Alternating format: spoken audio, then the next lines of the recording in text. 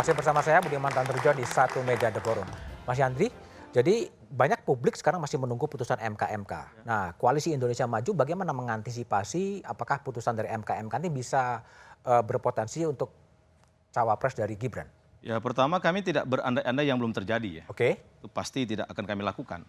Yang kedua, kami mendaftarkan Prabowo Gibran itu atas dasar konstitusi.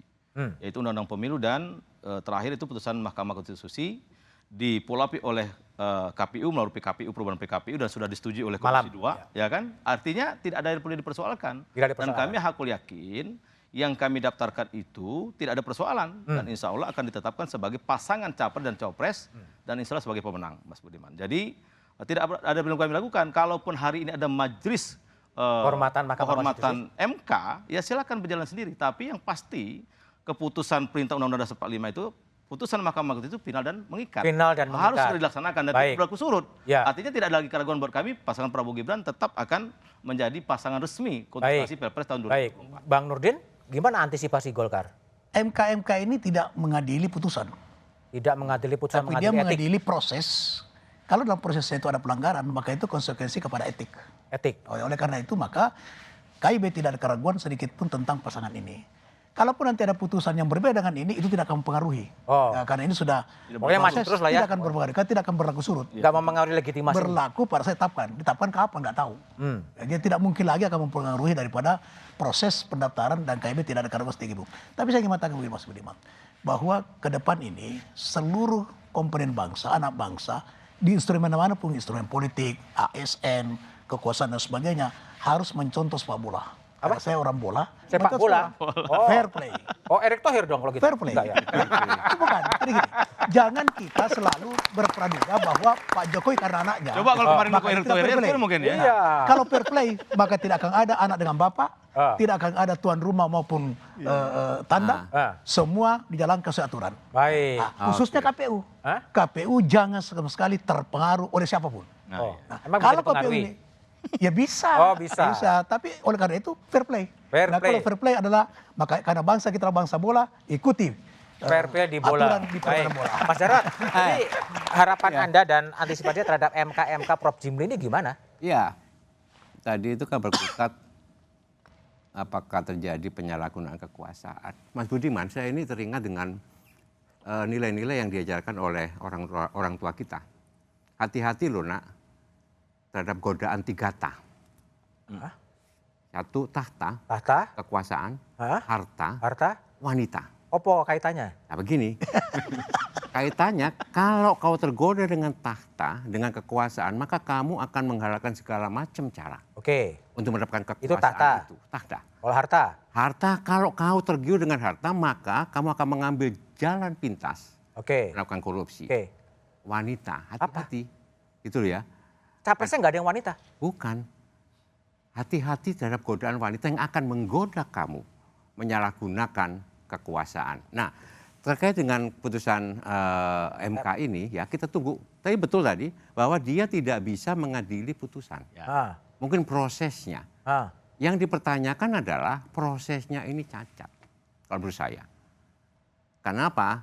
Karena konflik of interest. Ini semuanya, Mas Budiman, digunakan untuk melanggengkan kekuasaan, memperpanjang kekuasaan. Kami ini pendukung Pak Jokowi. Pak Jokowi ini selalu kami dukung, kami bela ya dalam situasi apapun. Karena beliau orang baik. Dia bisa bekerja.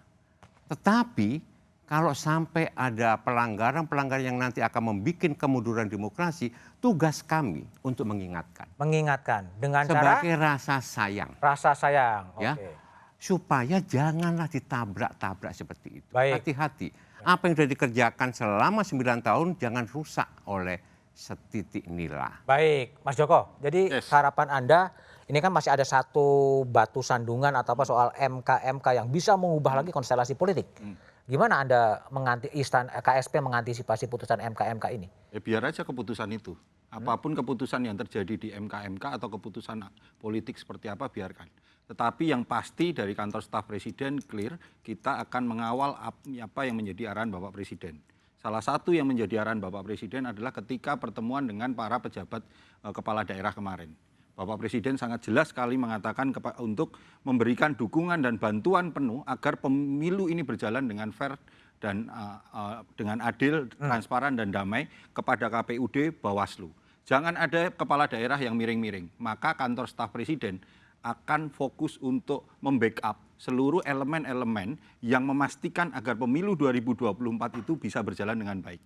Anggaran dipastikan, suplai anggaran kepada para penyelenggara harus dapat dengan baik, jangan memihak, ASN harus netral, dan yang pasti satu, Mas, bagaimana kita masyarakat ini menjaga kerukunan. Agar pemilu 2024 itu gembira ria.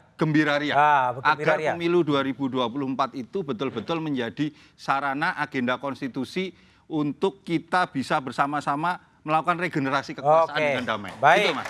Mas Umam, percaya dengan tadi statement yang diartikulasi oleh Mas Joko bahwa gembira ria, netral dan lain sebagainya. Gimana? Enggak, pertanyaan Mas Budiman membuat saya tergelitik. Kalau soal percaya atau tidak, bagaimanapun juga ya Harus percaya, Mas. semua membutuhkan pembuktian, satu kata dan perbuatan. Bagaimana kemudian konsistensi dari Pak Jokowi itu nanti yang akan dibuktikan oleh sejarah. Pak Jokowi tentu tidak akan mungkin dalam konteks situasi seperti ini beliau menunjukkan keberpihakan kepada capres AB. Tetapi kalau misal kita cek Selama bagaimana ini konsisten kemudian sel-sel apa yang dikatakan, apa yang dilakukan di gitu? sekitarnya itu menunjukkan keberpihakan kepada salah satu kekuatan tertentu. Nah, situasi ini, Mas, yang tampaknya juga perlu kita cermati. Tetapi terlepas dari itu, tadi disampaikan terkait dengan konteks putusan MK. Bagaimana dengan putusan MK? Masih ada celah. Kalau misal kemudian itu ada keberanian dari MK sendiri, karena bagaimanapun juga di Undang-Undang 48 tahun 2009 tentang kekuasaan kehakiman, di pasal 7 ayat 6 dan juga ayat 7 itu dijelaskan begini, dalam hal terjadi pelanggaran terhadap ketentuan sebagaimana dimaksud pada ayat 5, putusan dinyatakan tidak sah dan kemudian ada sanksi lanjutan terkait hukum hakim dan juga panitera. Di ayat yang ke-7, perkara sebagaimana dimaksud ayat 5 dan 6 diperiksa kembali dengan susunan majelis hakim yang berbeda.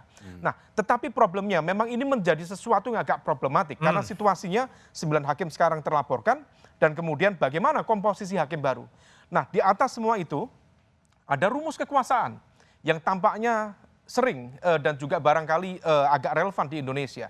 Sebuah kekeliruan yang bisa dipertahankan dengan kekuatan politik dan mampu memenangkan politik, dia akan menjadi kebenaran baru. Oke, itulah sabda dari Mas Umam ya. Matur nuwun, Mas Umam, Mas Yandri, Bang Nurdin, Mas Joko, dan Mas Jarot. Pemilu 14 Februari 2024 adalah musyawarah besar bangsa ini untuk menentukan siapa pemimpin yang paling layak memimpin bangsa ini.